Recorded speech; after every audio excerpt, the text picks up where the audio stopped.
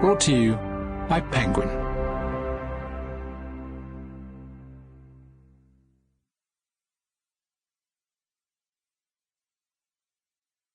Skeletons by Jane Fallon. Read by Kristin Atherton.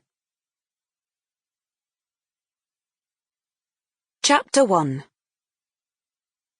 All Jen Masterson had ever wanted was an ordinary life. It wasn't a very glamorous ambition, admittedly. Not one she would have mentioned to her school careers advisor. But she'd worked hard to achieve it.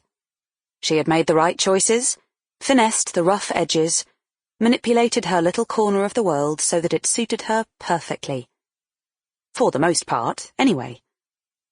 Married to the same man, Jason, for 20 years, 2 children, Simone and Emily, a job in a hotel with a modicum of status and responsibility. Not so much that it kept her awake at night, but just enough for her to feel that she hadn't completely wasted her adult life and university education. A small house in a part of London where it was still possible to walk to the shops without fearing for your life.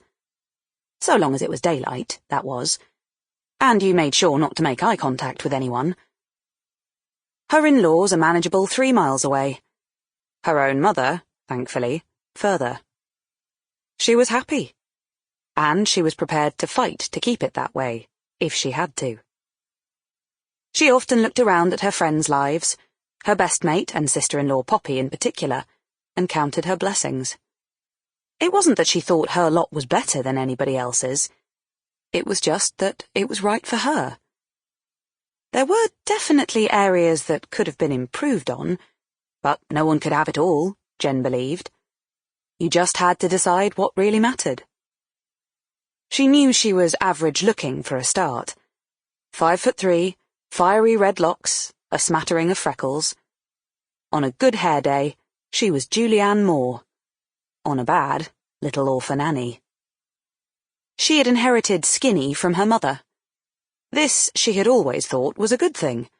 Until one day the magazines were full of curvy burlesque girls with breasts and hips and all sorts of things Jen simply didn't have in her repertoire, and her ironing board's straight up and down flatness had suddenly struck her as cold and uninviting. But she just told herself that everything was cyclical, that if she was patient, soon enough the curvy girls would be back on the Atkins diet and trying to flatten out their oversized cleavages so they could wear shift dresses. Meanwhile, her underwear drawer concealed an array of chicken fillets of varying shapes and sizes, for when a bust was absolutely essential. She lived in fear of one of them falling out of her top, or being burst by a random fork. In actuality, Jen was far more attractive than she gave herself credit for. Not to mention smart, funny, loyal, a good mother, a loving wife, a supportive friend, a conscientious colleague, a model daughter-in-law. Only a so-so daughter, but more of that later. She had a lot going for her. She had no reason to suspect that it was all about to change. But it was. And if truth be told, even if she had, it was out of her hands. There was simply nothing she could have done to prevent it. Later, she would think how funny it was, the way people could be so deluded. By people, she meant herself, of course.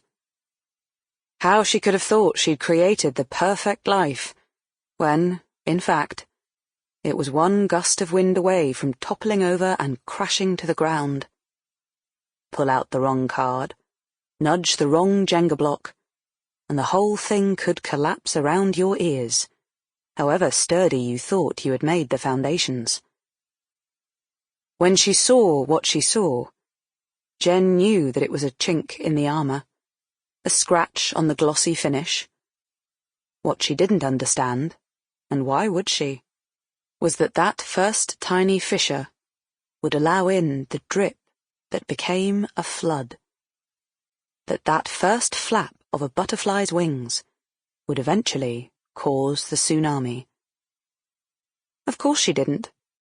If she had, then... Sample complete. Ready to continue?